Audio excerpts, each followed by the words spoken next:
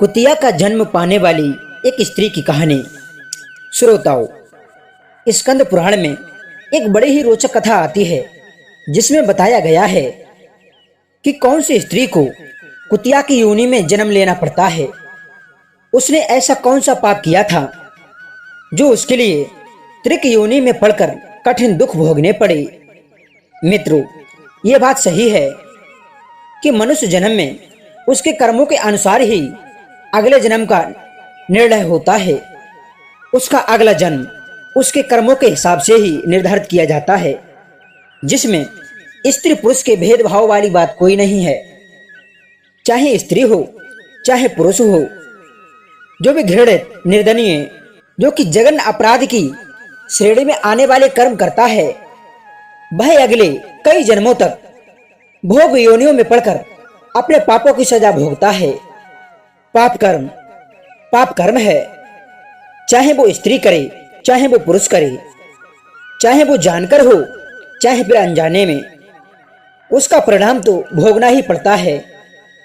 ईश्वर के द्वारा बनाए गए नियम और मर्यादा को कुचलकर जो धर्म का उल्लंघन करता है, वे सारे कर्म पापों की श्रेणी में आते हैं। अब चाहे उसे कोई स्त्री करे या फिर पुरुष करे, कर्म अनुसार उसे उसका फल और उसका कुफल भोगना ही पड़ता है। पाप और पुण्य के यह सारे नियम सिर्फ मानव पर ही लागू होते हैं, अन्य योनियों पर उसका कोई प्रभाव नहीं पड़ता। इस कथा में नारी जाति का अपमान नहीं किया है, बल्कि एक स्त्री के द्वारा तोड़े गए ईश्वर के विधान के कुफल बताया गया है। यदि यही नियम पुरुष तोड़ता है तो उसके लिए भी इन्हीं परिणामों से गुजरना पड़ता है। अच्छे कर्म ही मनुष्य को महान बनाते हैं। यदि वही मनुष्य बुरे कर्म करता है तो उसके लिए निंदा और अपमान का पात्र भी बनना पड़ता है।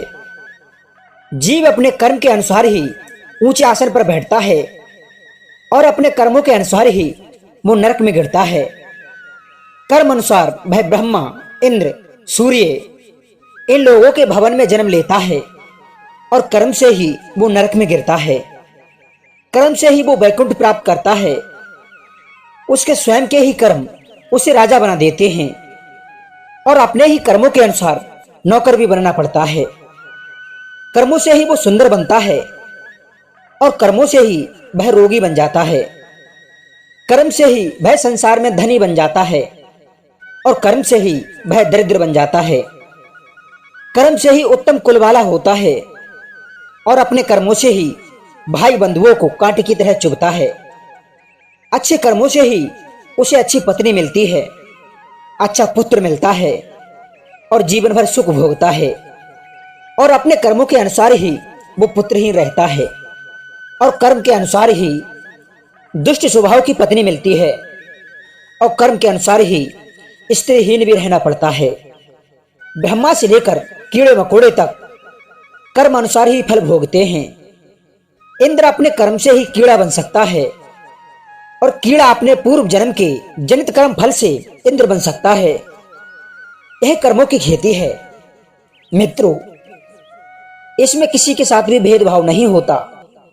सुख, दुख, हानि, लाभ, रोग, शोग, भाग्य सब कर्म से ही प्रकट होते हैं। मित्रों, कश्मीर देश में एक देवव्रत नाम के एक ब्राह्मण रहते थे। उनके घर में एक बहुत सुंदर कन्या थी जिसका नाम था मालिनी। ब्राह्मण देव ने उस कन्या का विवाह सत्यशील नाम के द्रज के साथ में कर दिया, परंतु वो मालिनी कुमार्ग पर चलने वाली थी। विवाह के बाद भी स्वतंत्र होकर इधर उधर घूमती रहती थी, कभी इस घर बैठना तो कभी उस घर बैठना। इस प्रकार के आचरण से उसके अंदर दूषित भाव पनप गए। अब तो उसका लगाव अपने पति से धीरे धीरे कम होता हुआ चला गया। वह केवल वस्त्र आभूषण मांगने के लिए ही अपने पति का जीवन चाहती थी।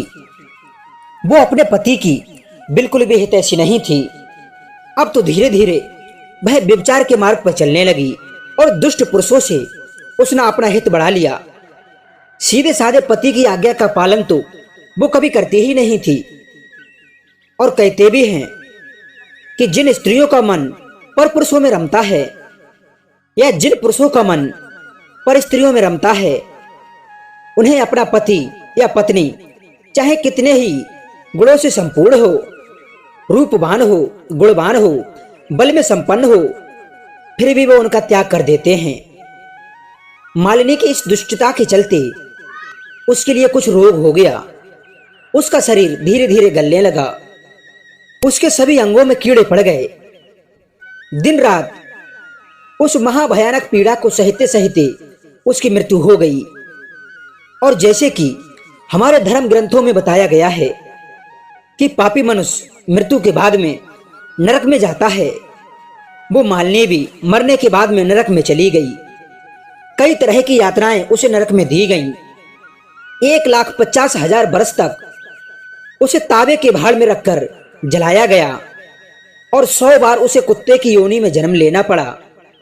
जब धीरे धीरे उसके पापों का अंत हो आया तो अंतिम जन्म उसके लिए सौबीर देश के पदम बंधु नाम के ब्राह्मण के घर में एक कुतिया के रूप में मिला।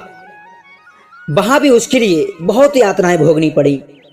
कभी कान से घायल तो कभी पूंछ से घायल, कभी पैर कट गया तो कभी पेट। एक बार तो उसके सिर में भयंकर घाव हो गया। कीड़े उसके लिए एक पल भी शांत नहीं बैठने देते थे। उस दर्दनाक पीड़ा से वह हरदम बेचैन रहती थी। मित्रों, एक दिन की बात, बैसाख के शुक्ल पक्ष की 10वीं का दिन था। ब्राह्मण पदम बंधु का पुत्र नदी में स्नान करके पवित्र होकर भीगे वस्त्रों में घर आया। उसने तुलसी की बेदी के पास जाकर अपने पैर धोए। संयोग से वह कुतिया भी उसी बेदी के नीचे पड़ी सो रही थी। सूर्य उदय से पहले का समय था। जब उस ब्राह्मण ने अपने पैर धोए तो वह जल उस कुतिया के ऊपर भी पहुंच गया, जिससे उसके जो पाप शेष बचे थे वो सभी पाप नष्ट हो गए। अब तो उसके लिए अपने पिछले जन्म याद आने लगे। पिछले कई जन्मों को याद करके वह कुतिया उस तपस्वी के पास जाकर कहने लगी और बड़ी दीनता के साथ में बोली कि हे मुनि, आप हमारी रक्षा करें। कुतिया ने उस ब्राह्मण कुमार तपस्वी को एक एक करके अपने पिछले जन्मों को बताया और अपने पूर्व जन्मों में किए गए कर्मों को गिनाने लगी। कहने लगी कि हे ब्राह्मण देव, जो मैंने किया वो मैंने भोग लिया, लेकिन अब आगे कोई भी मेरी तरह कुकर्मों में लिप्त ना हो। इसलिए मैं कुछ बातें लोक कल्याण के लिए बताना चाहती हूं। जो कोई युवती पति के ऊपर वशीकरण का प्रयोग करती है, वह व्यभिचारिणी मेरी तरह तांबे के पात्र में पकाई जाती है। साध्वी स्त्री पति का अपहरण करके भला कैसे सुख पा सकती है? पति का अपराध करने वाली स्त्री सैकड़ों बार पशु पक्षी, सैकड़ों बार कीड़े मकोड़ों की योनियों में जन्म लेती है। ठीक यही गति उन पुरुषों की भी होती है। इसलिए स्त्रियों को सदाचार का पालन करते हुए अपने धर्म और कर्तव्य को याद रखना चाहिए। ब्राह्मण कुमार से वह कुतिया कहती है कि हे ब्राह्मण देव, आज मैं आपकी दृष्टि के सम्मुख आई हूं। यदि आप मेरा उद्धार नहीं करोगे तो मुझे फिर से इसी कष्टदायक योनि में दर्द झेलना पड़ेगा। इसलिए हे तपस्वी महाराज, मुझ पापनी को बैसाख शुक्ल पक्ष में अपना पुण्य देकर मेरा उद्धार करें। आपने अपने पुण्यों की वृद्धि करने वाली द्वादशी की है। उसमें स्नान दान करने से जो तुम्हें पुण्य प्राप्त हुआ है, उस पुण्य से मुझ पापनी का उद्धार करो। मुझ दुखिया पर दया कीजिए। संत ऋषि ब्राह्मण हमेशा से दूसरों का भला करते हुए आए हैं। भगवान के भक्त भी भगवान के ही समान होते हैं। यदि भक्त भी कृपा कर दें तो दीनहीन का भला हो जाता है। हे मुनि, मैं आपके दरवाजे पर रहने वाली कुतिया हूं। मुझ दुखियारी पर दया कीजिए और मेरा दुख दूर कीजिए। उस कुतिया की बात सुनकर ब्राह्मण पुत्र कहने लगे कि हे कुतिया, संसार के समस्त प्राणी अपने किए गए कर्मों के अनुसार ही सुख और दुख भोगते हैं। जैसे सांप को दिया गया मीठा दूध भी उसके विष को ही बढ़ाता है, उसी तरह पापी को दिया गया पुण्य उसके पापों में सहायक बनता है। इसलिए हे कुतिया, मैं तुम्हारे लिए अपने पुण्य नहीं दे सकता। ब्राह्मण कुमार के मना करने पर वह कुतिया निराश होकर गहरे दुख में डूब गई और उसके पिता ब्राह्मण पदम बंधु जहां पर बैठे थे वहीं पर जाकर रोने लगी और कहने लगी कि हे बाबा, मैं तुम्हारे द्वार पर रहने वाली कुतिया हूं। मैंने सदा ही तुम्हारी झूठन खाई है, इसलिए हे बाबा, मेरी रक्षा करो और मेरे लिए इस नरक योनि से छुटकारा दिलाओ। कहते हैं गृहस्थ महात्मा के घर पर जो पालतू जीव रहते हैं उन्हें चाहिए कि वे अपने साथ साथ उसका भी उद्धार करें। चांडाल कौवे और कुत्ते यह प्रतिदिन गृहस्थों के दिए गए टुकड़े खाते हैं, अतः वो उनके दया के पात्र होते हैं। जो लोग अपने ही पाले हुए रोग गृहस्थ असमर्थ प्राणियों का उद्धार नहीं करते हैं, वो भी इसी तरह के नरक में पड़ते हैं। दुख में पड़ी हर जीव की रक्षा करना मानव का परम धर्म है। अपने से छोटे जीवों पर मनुष्य को दया दिखानी चाहिए, यही भगवान की आज्ञा है। दुख से आतुर हुई उस कुतिया की बात सुनकर के घर में बैठा हुआ ब्राह्मण कुमार तुरंत घर से निकलकर चला गया।